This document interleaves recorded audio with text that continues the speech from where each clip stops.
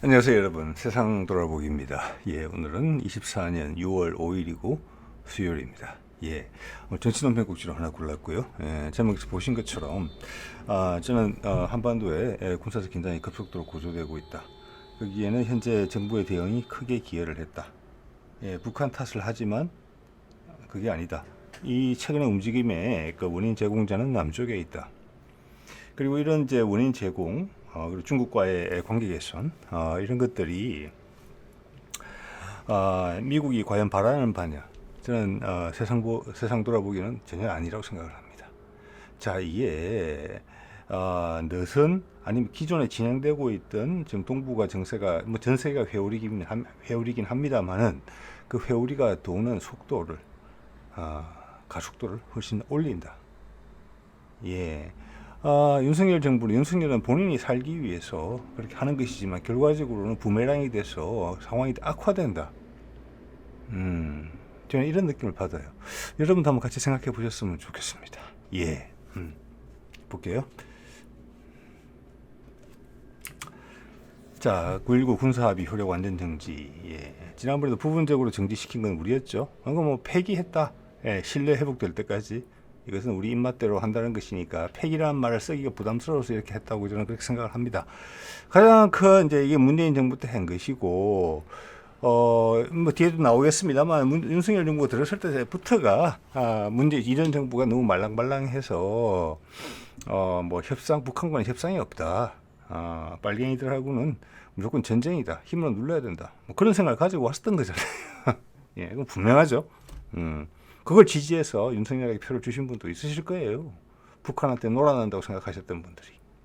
지금은 어찌되는지 한번 잘 보세요. 그런 분들은. 많은 분들이 마음이 좀 바뀌셨겠지만. 자, 이게 보면은, 최근 오물풍선과 GPS 교란, 오물풍선 이게 컸죠? 이걸 핑계로 삼은 거예요. 저는 이걸 핑계라고 이야기했어, 분명히. 왜? 핑계니까. 볼게요. 그래서 뭐 이 연합뉴스 TV에 보면은 6년 만에 포사격 훈련 앞둔 서해 화약고 대나 이제 군사적 기자에 고조되고 있다는 것이고 당연히 이제 고조되는 건 맞죠. 자, 군사적 합의를 한 이유가 뭡니까? 9.19 군사 합의. 우발적인 충동이 서로 본인은 아닌데 우발적인 충동에 의해서 이게 폭발적으로 그 나비 효과라는 거죠. 짧은 시간에 나비 효과가 강력하게 발생하면서 양쪽 다 원치 않는 전쟁으로 갈 수가 있다. 이거를 막자. 그런 가능성을 줄이자라고 한 거예요. 그러면 이것을 폐기 처분했다는 것은 우발적 충돌의 가능성이 높아졌다. 이렇게 볼 수도 있고, 지금 상황에 봐서는 만약 미국의 반대에도 무릅쓰고 이렇게 한다. 중국이 우리를 지지해 줄 것이라고 생각한다. 미국은 더 이상 우리를 압박하지 못할 것이라고 생각한다. 그런 판단으로 이런 결정을 유도했다 하면 저는 그렇게 봅니다. 유도했다 한다면은 이거는 군사적 긴장을 고조시키는 거예요. 그냥 협정만 폐기한 게 아니라 우리는 좀 더 공격적으로 갈 것이다. 이런 이야기를 한 거예요. 그래서 우리 국민들 전부가 그럴 수는 당연히 없죠. 어떤 정권이 들어서든지 간에 자기 맡은 일을 자족하면서 성실 수행하는 대다수의 국민이 또 필요합니다. 그렇지만 그 중에 일부는 이런 사안에 대해서 촉을 세우고 있어야 돼요. 저는 이 세상 돌아보기 독자분들은 그런 성향의 분들이라고 생각을 하고 다들 향후 지도자급의 역할을 하실 거라고 봅니다. 각각의 분야에서.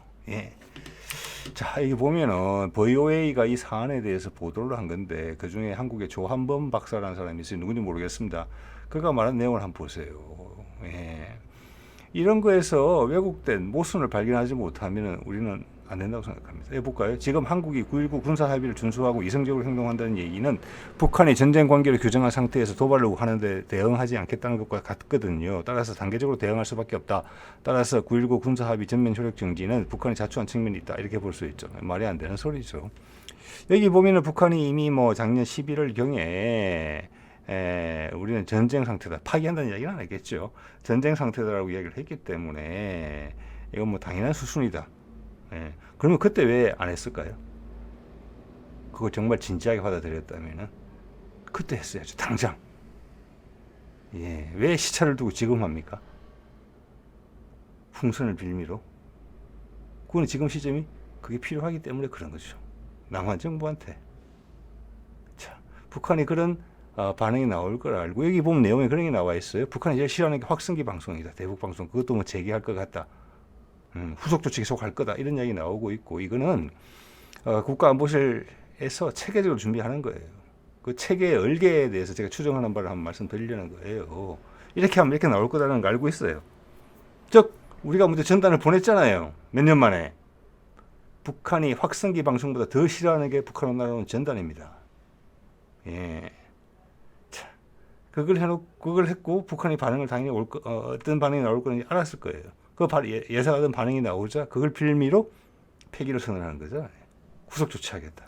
누가 공격적입니까? 저는 우리가 뜻하는 바가 있다. 단지 공격적일 뿐만 아니라 이 시점에 되게 초조해한다. 이런 느낌이 들어요. 이거 되게 불안한 수다. 왜? 미국과 지금 결이 완전히 반대거든요. 그리고 바이든은 옛날 부통령 때 제가 거듭 말씀드립니다만은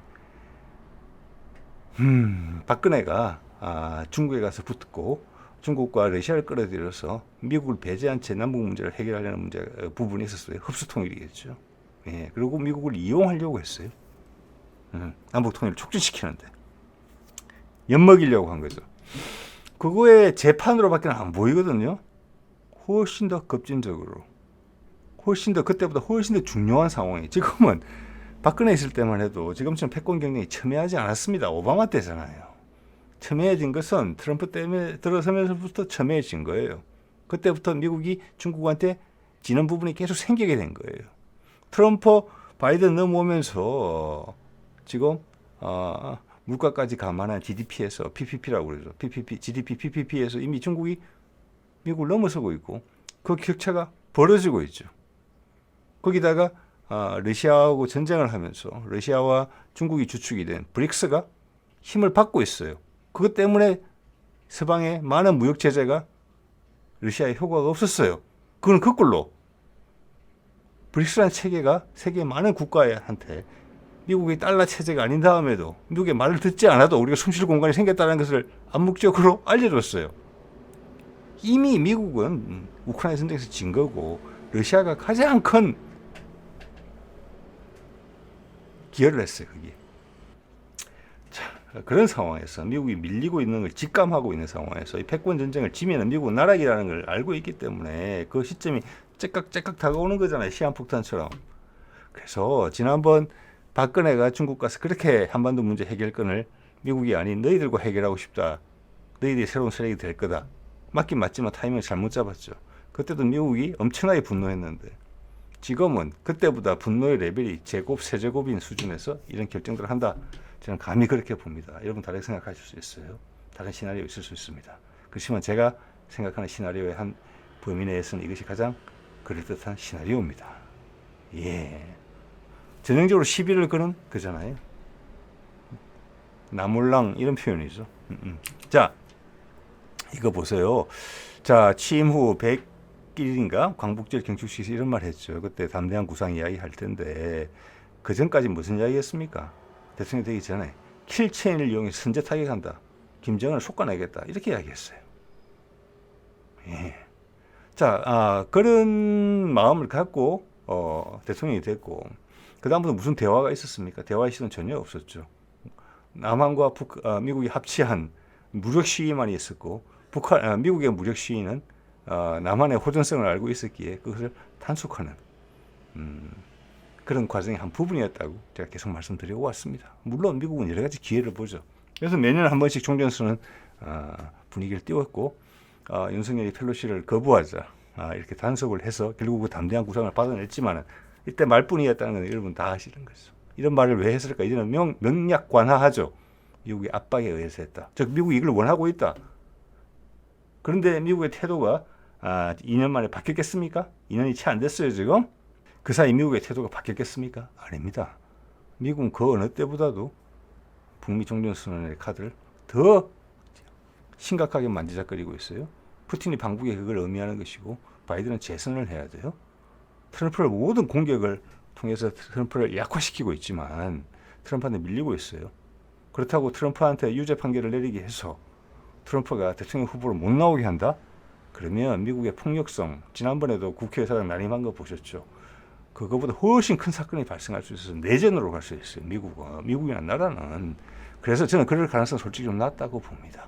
그거는 바이든이 뿌리는 던지는 여러 가지 카드 중에 하나에 따르면 약화시키는 거. 지지율 1%라도 2%라도. 결국은 이기려는 마음이 간절하다는 거예요.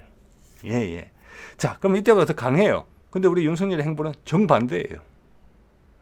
이것은 뭘 의미하느냐. 윤석열 대통령실에서 보기에 미국과 북한이 뭔가를 이를 저지를 가능성이 높구나. 진짜 나보고 담대한 구상을 요구하겠구나. 이 판에는 푸틴이 북한을 오는 걸 보니까 북한이 그냥 무너지기를 기대하는 것은 이제 완전히 건너갔구나.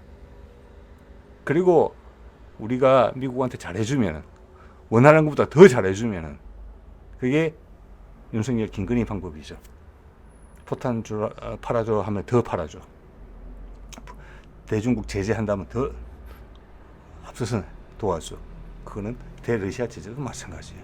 그 와중에 우리의 경제가 많이 피폐해진 부분이 생기게 됐어요. 그런데 윤석열과 김건희가 이때까지 성장한 바탕을 보면 너 좋고 나 좋은 거야라고 세상의 규칙과는 거리가 멀지만 내가 도와주면 너도 나를 당연히 도와주는 거다. 그게 인간관계에서 그렇게 이해를 하고 나의 어떤 권력의 안정화를 위해서 미국이 배려를 해줄 것을 기대했지만 미국은 그렇지 않죠. 그래서 패권국이죠.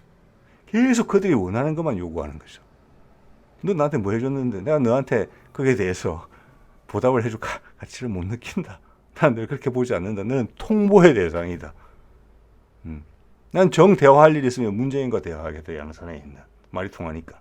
이런 입장을 취하고 계속 구석으로 몰리는 거죠.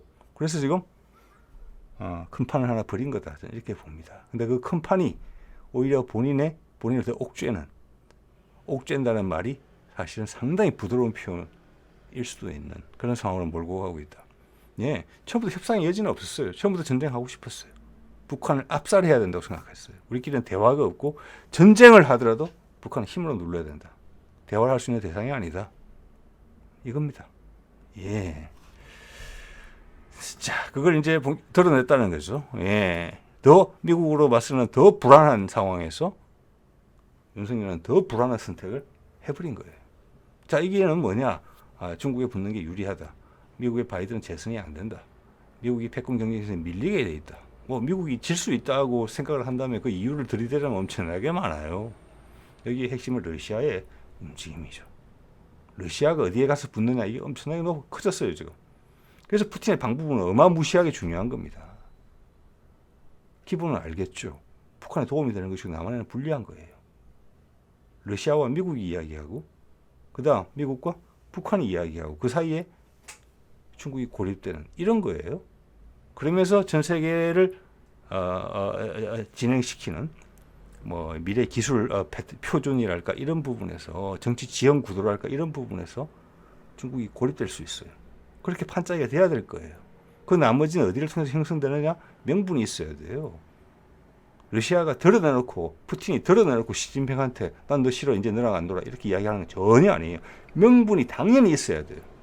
그 명분이 있기 때문에 한반도로 오는 거예요. 한반도를 해야만 세계 경제가 나아질 수 있는 중국도 거부할 수 없는 그런 논리가 제공돼야 돼요. 그게 한반도 비핵화 마지막 분단국 이런 것은 명분적인 정치적 명분 중에 하나인 것이고 그 다음에 경제 기술적인 부분이 분명히 따라올 거예요. 그게 미국의 이해관계에 걸리느냐 안 걸리느냐? 걸리죠. 러시아 이해관계에 걸리느냐 안 걸리느냐? 걸리죠. 미국이 자존심만 죽이면 되는 일이에요. 이게 8부 능선을 넘었다고 본 거예요 지금 윤석열이.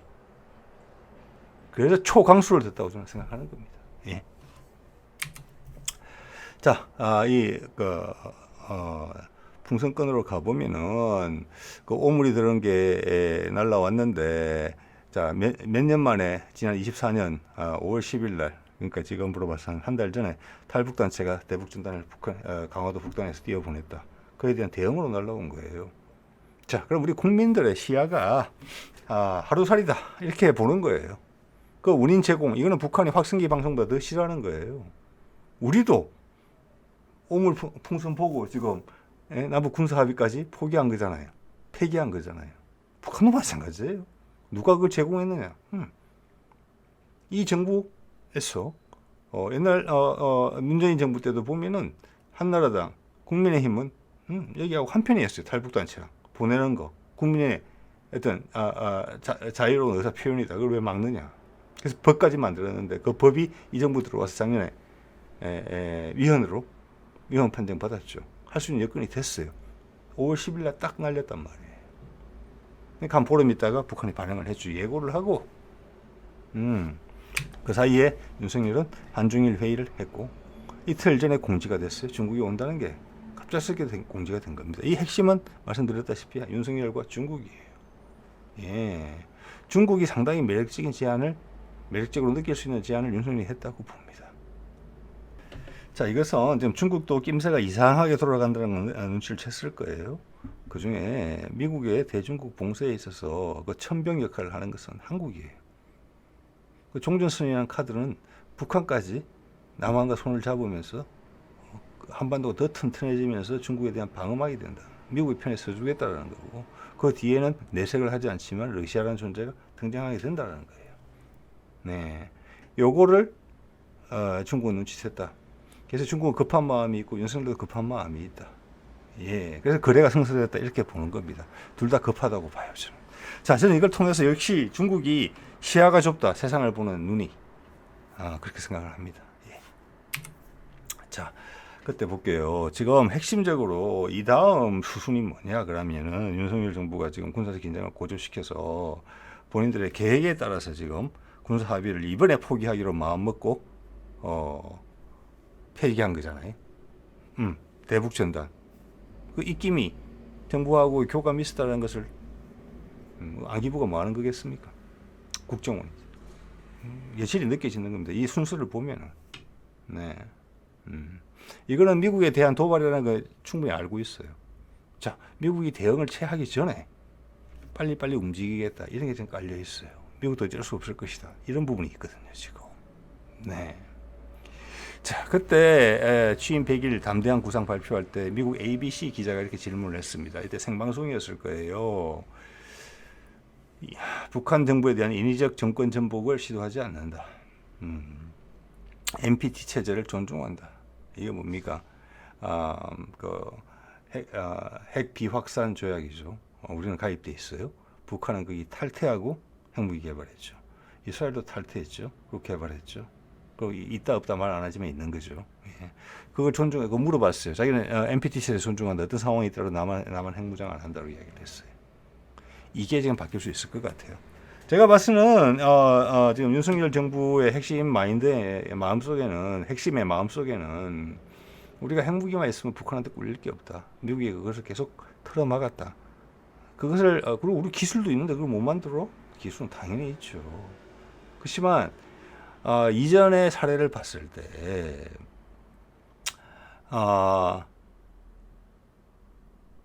순서는 NPT 탈퇴가 먼저예요. 만약 이것을 NPT 탈퇴를 하지 않고 중국과의 합의만 정도, 중국의 용인만 가지고 개발을 한다, 시도를 한다. 그리고 또한 NPT 탈퇴를 선언만 하더라도 이것은 엄청나게 큰 불장난이 되는 겁니다. 이걸 보면 언뜻 윤석열이 지금 네타냐후의 행보를 많이 참고하고 있다 이런 생각까지 들기도 해요. 예, 물론 이스라엘 같은 경우도 NPT 탈퇴하고 핵무장을 했죠. 우리도 그렇게 하면 되는데 대신 이제 이스라엘과 다른 점은 이스라엘은 이제 전 세계에 공적이 됐지만 미국의 내부에서의 강력한 영향력을 행사할 수 있어요. 이스라엘 로비 그룹들이. 우리는 그런 건 없죠. 물론 미국이 아쉬워하는 건 많죠, 우리한테. 그렇지만 이스라엘만큼 정도는 아니죠. 내부에서 상층부를 압박을 할 수는 없는 거죠.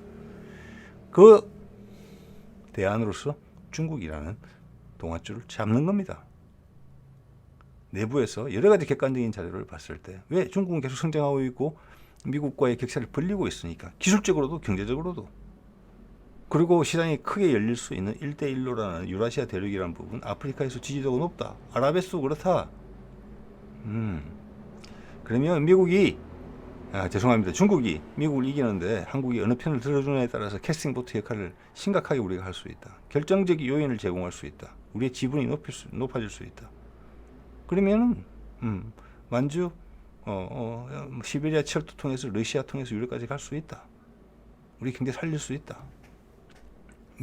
일본도 미국 되게 싫어한다. 전쟁 끝난 지가 얼만데 끝으로는 우방우방하면서 내용적으로 보면은 패전국 취급을 하루에 한 번씩 해주고 있다. 일본도 떼내올 수 있다. 그렇기 때문에 이번 한중일 3자 회담이 성사됐다고 봅니다. 미국이 대형 반응이 안 나온다. 저는 이게 좀 더 심각한 신호라고 봅니다. 엄청나게 진지하게 이걸 받아들이고 있다. 미국은 뭔가 준비하고 있다. 옛날 네오콘이 주도할 때 같았으면 벌써 뭐 버럭버럭질이 몇 번 나왔을 텐데 CIA가 주도하고부터는 침착하게 대응이 나온다. 실제적으로 덤빈다. 이거는 큰 패착이 될 수가 있다. 오히려 저는 그에 동의합니다. 우리 핵무기 금방 개발할 수 있다는 거. 근데 NPT 탈퇴해야 됩니다. 그 발표만을 하게 된다면은 가장 큰 것은 뭐냐? 러시아와 미국이 합쳐지는데 가운데 북한을 끼고 그걸 촉진시키게 될 겁니다. 아마. 그리고 러시아가 중국에서부터 빠져나가는 게 보이면은 중국이 윤석열을 버리는 거는 한나절도 안 걸려요. 한나절도 세계적인 명분에서 전 세계 언론을 장악하는 그게 아직도 미국이 패권국인 이유입니다. 달러하고 한나절 만에 바보 만들 수 있어요? 한반도 비핵화, 마지막 분단 국가. 그 메시지 던지면 중국이 어떤 명분으로 그걸 헤쳐나갈 거예요? 전 세계 여론에서. 안 되죠. 근데 그 카드를 만지작거리는 것 같거든요. 네타냐후처럼 할 수 있다고 생각하는 것 같아요. 미국을 꼼짝 못하게. 그러면서 우리가 원하는 걸 다 얻어내는 거. 그렇지만 네타냐후도 지옥행이 얼마 안 남았습니다. 윤석열이 굳이 그 길을 따라가려고 하는 것 같이 보이거든요. 제 눈에는. 그게 그만큼 그들이 급하기 때문입니다. 급하는 이유는 지금 북한과 미국과 러시아 간의 대화가 상당히 많이 진행됐다. 지금 주변 여건을 보다도 그렇잖아요. 그 어느 때보다 가능성이 높아요. 바이든 입장에서는. 그래서 푸틴이 괜히 방북 지금 한다고 이야기하는 게 아닙니다. 분위기가 무르익기 때문에 방북하는 것이고 또한 방북을 통해서 마지막 남은 여지까지 한마디 더 쏘아붙이는 거예요. 난 진심이다. 또 김정은 불렀잖아요. 그리고 싹 다 보여줬잖아요. 유엔에서 반대를 하더라도 나는 북한하고 관계를 돈독하게 할 것이다. 그러면서 유엔에서 대북 제재의 핵심적인 내용에 대해서 거부권을 행사해 버렸죠. 도와준다는 거예요. 북한은 안 망해요 이제. 그냥은 쫓기는 건 남쪽이에요 오히려. 그래서 덥석 중국 손을 잡은 것이고 핵무기 개발 덥석 이야기할 가능성이 있다고 봅니다. 그러면 아주 위험해지는 겁니다. 예, 중국도 적으로 돌 거예요. 바로. 지금 이런 것이 그런 것을 뻣뻣이하는 것으로 보이거든요. 자, 중국과 손을 잡는다는 거예요. 예전에 김태효의 이야기 한 번 더 보여드릴게요. 그때는 위에 것으로 말씀을 드렸는데 밑에 거 말씀을 드려볼게요. 유엔 안보리 이사국인 한일 중 3국이 지금 이제 사실은 이제 중국은 이제 영원한 멤버고 영구 멤버고 나머지는 이제 돌아가면서 지금 하고 있거든요. 그게 한일이 들어있어요 지금 거기에. 글로벌 복합 위기 대응에 힘을 모으고 국제사회의 평화와 번영에 기여하는 방안에 대해 의견을 교환할 것이다. 즉 중국에 유리한 중국의 손을 들어주겠다는 거잖아요. 일본까지 포함해서. 그래서 제가 좀 전에 쭉 말씀드렸던 그런 해석을 하는 겁니다. 이거는 미국에 대해서 엄청나게 미국의 등을 돌리겠다는 이야기가 밖에 안 돼요. 그리고 난 남한의 현 정부는 푸틴과의 미국과의 대화 그리고 그 가운데에 징검다리 역할을 하고 있는 아주 중요한 징검다리죠. 북미 종전선언. 나는 반대야. 지금 되게 가능성이 높아 보이는데 난 반대야. 강짜를 부린 거예요. 강짜. 그 단어가 딱 좋네요. 강짜를 부린 거예요. 강짜를. 국제사회에서. 우리가 미국 같은 나라입니까? 세상에서 강짜를 부릴 수 있는 나라는 미국밖에 없어요. 중국은 척척하지만 미국만큼 강짜 못 부려요. 왜? 중국한테 쉽게 버림받을 수 있다는 걸 잘 모르는 것 같아요. 지금. 특히 러시아하고 미국하고 힘을 합친다 그러면은 중국은 자기 몸 추스르기도 어렵습니다. 예. 자, 그래서 이런 이야기죠. 지금 북한의 몸값이 올라가고 있다는 거잖아요. 예. 뭐 중국 입장에서는 자기한테 좋은 거 해줄 테니까 고맙다 하겠지만 여기서 중국도 어설프게 대처하면 오히려 남한 때문에 엮일 수가 있어요.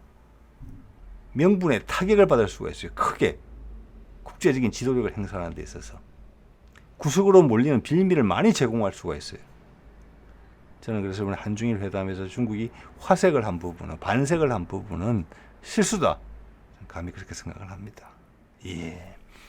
뭐 일본은 이랬다가 저랬다가예요. 힘센 사람이 시킨 대로 하는 거예요, 지금은. 바이든이 또 한마디 하면 바로 깨갱할 거예요. 예. 유리한 쪽 가서 붙으면 되는 거예요. 요번에도 간 보러 왔겠지요. 예. 자, 윤석열 정부의 행동이 지금 쫙 보이는데 제가 그때 말씀드렸어요. 뭐 탄핵 이야기 나오고 그래서 구속으로 몰 수 있을 것 같다. 뭐 그런 분위기도 일부 있는 것 같은데 저는 아니라고 봅니다. 좀 말씀드렸죠. 더 난폭해질 거라고. 박근혜가 그렇게 물러나는 걸 봤는데 또 당하려고 하겠습니까? 안 그렇습니다. 그래서 지금 진용을 다 갖췄어요.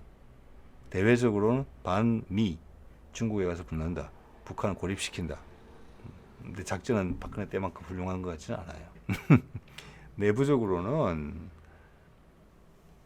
집토끼 단속한다. 종부세 폐지, 상속세 완화. 이겁니다. 돌파하겠다는 거예요. 이걸로. 전체 여론에서 엄청나게 밀리더라도 지지율은 낮더라도 나를 지지하는 그 사람들만 딱 붙들고 밀어붙이겠다는 거예요. 그런데 성과 지표가 안 나오거든요, 지금. 그래서 어떤 성과를 우리한테 제시할 건데 그 성과 지표가 없어요. 박근혜 때는 북한을 무력화시키게 된다는 그런 성과 지표가 가시권에 있었어요. 그때 작전이 통했으면. 그렇지만 지금 윤석열이 하는 행보는 지금 봐서는 뭐냐면 현재 임시 대응용이에요. 장기적인 안목이 있는 게 아니고 지금 현재 내가 살기 위해서 하는 거예요. 죽으면 안 되니까. 몸부림이라고 하죠. 죽기 싫다는 이야기밖에 안 돼요. 그게 다른 전략적인 목표가 안 보여요. 네. 이쪽으로 쿵 밀리니까 난 저리 간다. 난 갈 데 있으니까. 이렇게 하는 거예요.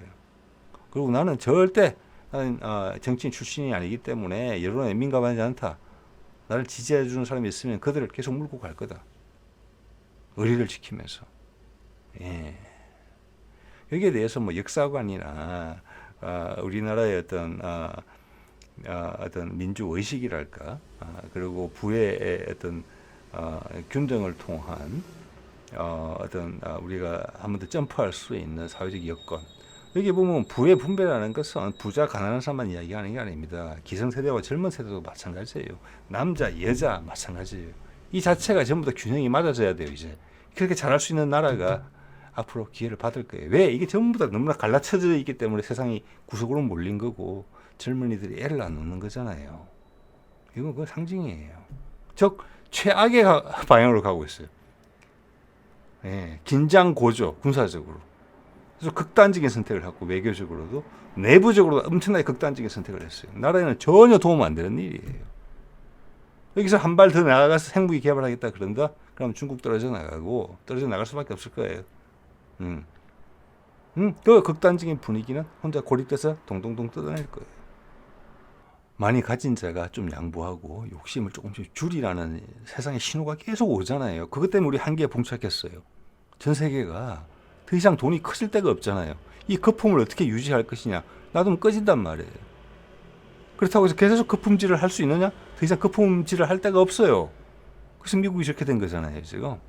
근데 우리는 내부에서 펌프질을 하는 거예요. 이러면 우리 세대 간에 갈려져, 계층 간에 갈려지고 다 갈려지는 거예요. 우리의 색깔이 아니에요, 전혀 이거는. 예. 그리고 혼자 도드라질 수가 있다는 거예요. 외교적으로도 조만간. 예. 지금 미국의 언론에서 김정은에 대해서 조금씩 우호적인 이야기가 계속 나오고 있어요. 아까 말씀드렸죠. 전 세계 패권국인 미국이 가진 힘은 달러의 힘도 있지만 무력은 이제는 큰 이유가 아니에요. 미국의 무력은 절대 초강국이 아니에요. 말씀드렸지만 미디어예요. 미디어. 우리나라 대통령 하나 정도 밥으로 만드는 거는 반나절도 안 돼요. 반나절도.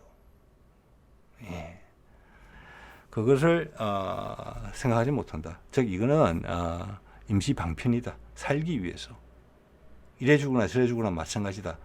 이렇게밖에 안 보여요 지금 이게. 예. 그래서 제가 무모한 도전이다. 예. 그래서 이건 거꾸로 북미 종전 가능성이 그 어느 때보다 높아졌다. 그 정도로 감지했다. 윤석열 정부에서. 그래서 강짜를 부린다.